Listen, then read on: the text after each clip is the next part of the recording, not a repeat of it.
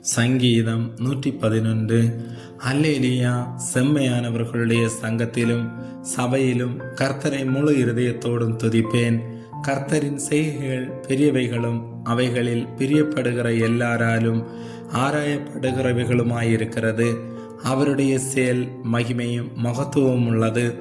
அவருடைய நீதி என்றென்றைக்கும் நிற்கும். அவர் தம்முடைய அதிசயமான செய்கைகளை நிறைவு கூறும்படி செய்தார். கர்த்தர் இரக்கமும் மன உருக்கமும் உள்ளவர். தமக்கு பயந்தவர்களுக்கு ஆகாரம் கொடுத்தார். தமது உடன்படிக்கையை என்றென்றைக்கும் நினைப்பார்.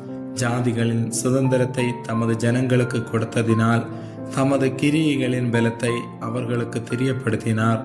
அவருடைய கரத்தின் கிரியைகள் சத்தியமும் நியாயமுமானவைகள். அவருடைய கட்டளைகள் எல்லாம் உண்மையானவைகள். அவைகள் என்றென்றைக்கும் உள்ள சதா காலங்களுக்கும் உறுதியானவைகள். அவைகள் உண்மையும் செம்மையுமாய் செய்யப்பட்டவைகள். அவர் தமது ஜனத்திற்கு மீட்பை அனுப்பி தமது உடன்படிக்கையை நித்திய உடன்படிக்கையாக கட்டளையிட்டார். அவருடைய நாமம் பரிசுத்தமும் பயங்கரவுமானது. கர்த்தருக்கு பயப்படுதலே ஞானத்தின் ஆரம்பம்.